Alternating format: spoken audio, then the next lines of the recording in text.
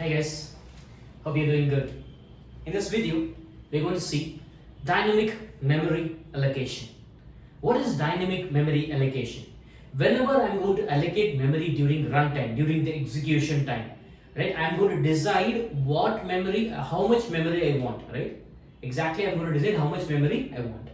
Like for example, if I take array as an example, if I take int ARR of 10, it means that during the program development itself, right? I am saying this is what the size is. Int ARR of 10, then it is 10. No change in that, right? Only 10 blocks of memory will be allocated. That is, if it is integer, 10 into 4, 40 bytes of memory will be allocated. But if I want more number of data to be inserted, right? It's not possible because like 10 is the maximum. I cannot go beyond 10. Wherein, if at all I want to allocate memory like extra, which is not possible in arrays, but we can do it with the help of dynamic memory allocation, right? So this can be decided during the execution. While executing my program, I can decide how much memory is required for me, right? For example, 10 or 20 or 30. It depends on my requirement. I can allocate memory dynamically. For that, we have two methods, two functions, that is malloc and calloc. These two functions help me in allocating memory dynamically.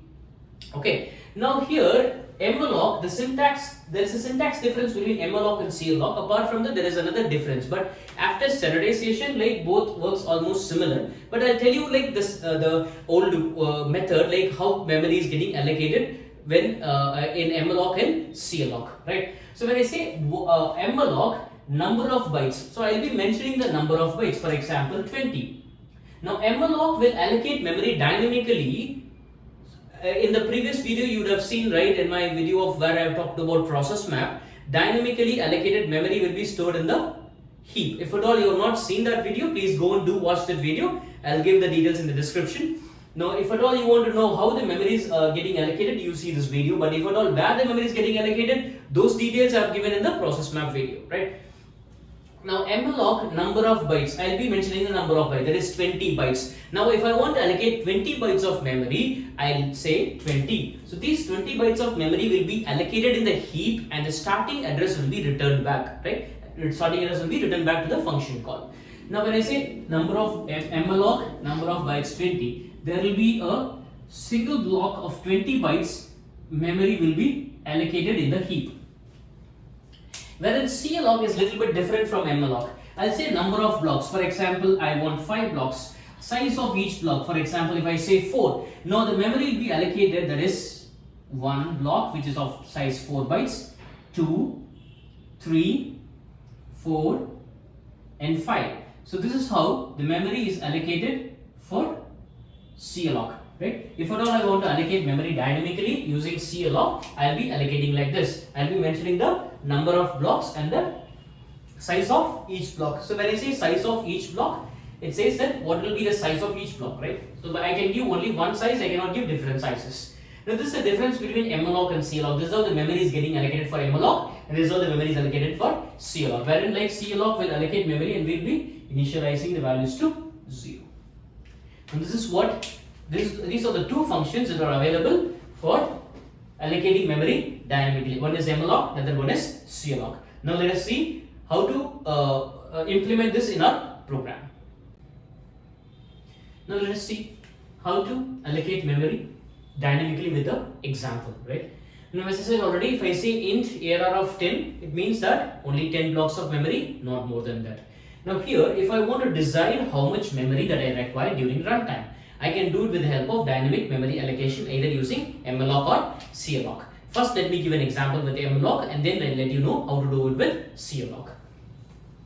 Now when I say I want to allocate memory using malloc, I'll say malloc, right?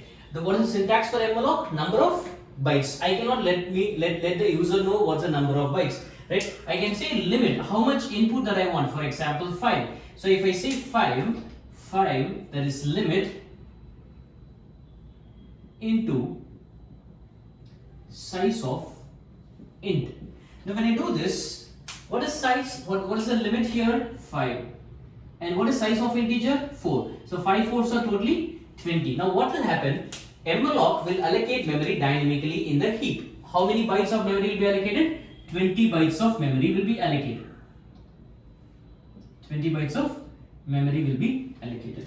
Now, what will happen is, after allocating memory, I know the starting address of this. This starting address, what is present here, will get returned back to the function call. So it will get returned back here to the malloc.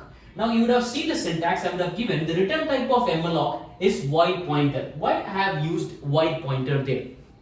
Some people would have raised a question in your mind, right? I'll tell you why void pointer, right? Now when I say void pointer, the return type of malloc is void pointer. Now one thing I just want to tell you, as we have seen in the previous video of pointers, right? If at all you didn't see, please go and see the video that I've done on pointers, so you can understand what is pointer, and then come back to this video so that you can understand clearly, right? Now when I say any function, anything, that any address that I want to store, right? If I want to store any address, I need to have a pointer, right? That is what we have seen in the pointer video, right? And one important thing is that I can store an address of something which is of same type, right? If I want to store an address of an integer variable, I need to have a integer pointer. If I want to store the address of a float variable, I require a float pointer. If I want to store an address of a character variable, I require a character pointer. But malloc and calloc are a function which should be very generic, right? I cannot use malloc only for integer, or malloc only for character, or malloc only for float. Now this malloc or calloc functions should be generic enough so that any type of data or any type of memory that I am going to allocate, it can store anything. Now here, malloc is going to allocate memory dynamically, and it's going to store the address. It's returning the address back. If something is returning it back, I need to store it somewhere, right? So if I want to store any address, if I want to store an address, I require a pointer variable, right? So let me say, since I am going to allocate memory for a integer, let me create an integer pointer. I'll say ptr assign. Now here, unfortunately, what is the type of malloc? Return type of malloc? Void pointer. Now the return type of malloc is void pointer. What is the type of ptr? Integer pointer. So when there is a clash between the data type, right? So void pointer, and I may need to typecast it. Now I'll tell you something. As I said already, integer pointer can store only integer address. Float pointer can store only float address. Double pointer can store only double address. Wherein void pointer can store the address of any data type. Address of any data, right? It can be an integer address, it can be address of a float variable, it can be address of a double variable, it can be address of anything. Irrespective of the data type, void pointer can accommodate anything. But one major drawback in void pointer is that void pointer can only accommodate the value, but it cannot do any arithmetic operation. As we have seen, pointer arithmetic and address arithmetic. Do you remember when I was talking about the arrays and pointers? Yeah. So at that time, right, whenever I want to store some data to it, right, I want to do some manipulation to it, I cannot do it with void pointer, because when I say integer pointer and I do a arithmetic, right, address arithmetic, it will go by 4 bytes. When it's a character pointer and if I do a address arithmetic, it will go by 1 byte. When it is a double pointer and if I do an address arithmetic, it will go by 8 bytes. Very good. Now when I say void pointer, how it goes? Because it doesn't have any specific data. Now void pointer just helps you to store the address for temporary purpose. If at all I want to do any manipulation to it, I have to store it in a specific data type pointer. Before that, I may need to typecast it like this. So if I want to store it in a ptr, it is the integer pointer, I may need to typecast it of same type, malloc, like this. Now here, I'll be having a pointer variable, that is ptr, in my stack frame. Now this is the process map. Hope you remember, this is my stack part, this is my heap part. Right. Now what will be stored here? 2000 will be stored here. And there will be a link. If it is a pointer, since it's a pointer, there will be a link from here to this place. And what is this? This is ptr. Now when I know the starting address, it is easy for me to track the entire block of memory, right? It is easy for me to track the entire block of memory. Now after allocating memory, if I want to use it and store some data to it, if I want to store some data to it, like it is continuous, so I'll say for I assign 0, I less than limit, and then I plus plus. Let us see how to get input for this. I'll say scanf percentage D and I say PTR plus I. Let me tell you what is this. Now when I say PTR, what is PTR? PTR is 2000, right? PTR is 2000. Now when I say PTR is 2000, when I get some input, that input will be stored at the address 2000, right? And integer can store only up to how many bytes? 4 bytes. So this will be divided into 4 bytes of memory. Next time when I increment I will become 1. PTR is 2000. 2000 plus 1, address arithmetic, right? So when I do an address arithmetic, 2000 plus 1 is 2004, right? So next value, that is 20, will be stored here in the next 4 blocks. And again it goes 30, 40 and 50. Data will be stored as and when the data is getting stored, the memory will be divided into 4 bytes because integer is 4 bytes. Now this is in the case of malloc. This is okay. The same thing if I am going to use calloc, I'll say calloc and then put a comma here. So when I do this, it will be 5, 4. That means 5 blocks of memory will be allocated, each of size 4 bytes. Now malloc will be, calloc will be doing the memory like this, allocating the memory in this way.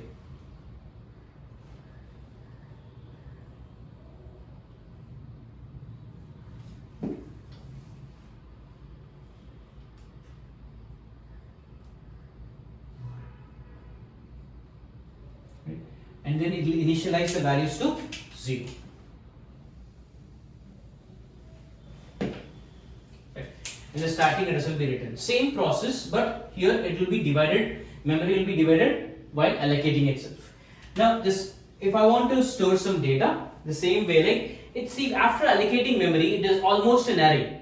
Right? After allocating, before allocating memory, that's okay, but after allocating memory, it is just an array. How you get input for array, how you use array, the same way you can use it, right? What and all you do with array, the same thing can be done with a dynamic memory allocation. One thing is that memory is allocated during runtime, that's all, right? Here the memory is allocated during runtime. But in arrays, the memory is statically allocated, right? It is fixed. Here it is not fixed, I can allocate memory as and when it is required. I can use the same process PTR plus I, or I can just say ampersand PTR of I. Now whatever you do with arrays, as I said already, after allocating memory either with malloc or calloc, what you do with arrays, how you access arrays, the same way you can access the dynamically allocated memory, right? So there is no big difference between an array and a malloc or dynamically allocated memory. The one difference is that the memory is allocated the memory is allocated during runtime, there the memory is allocated statically. That's the only difference between malloc and calloc. Now one more thing is there that is called as realloc, that will reallocate the already existing memory, which is not possible in arrays. When I say arrays, 10 means it is fixed, but here after getting this I am getting 5 blocks. If I want 2 more blocks extra, I want to add 2 more blocks extra to my already existing program. Yes, it is possible with the help of realloc. How will I allocate the memory using realloc? Let me give you this program for that, right? So if I say realloc, I can use the same pointer for that, right? I can get some input. For example, I have some inputs here, right? So 10, 20, 30, 40 and 50, right? If at all I want to reallocate the memory to 2 more blocks extra, I'll say PTR assign integer pointer. I'll say realloc, comma PTR, right? Realloc of PTR, comma the extra that I want. For example, if I say 2 blocks extra that I want, I say 2 plus limit. What is already existing limit? 5. 5 plus 2 is 7 into size of int. Now here what will happen? It will allocate 2 more blocks extra. It'll allocate 2 more blocks extra here.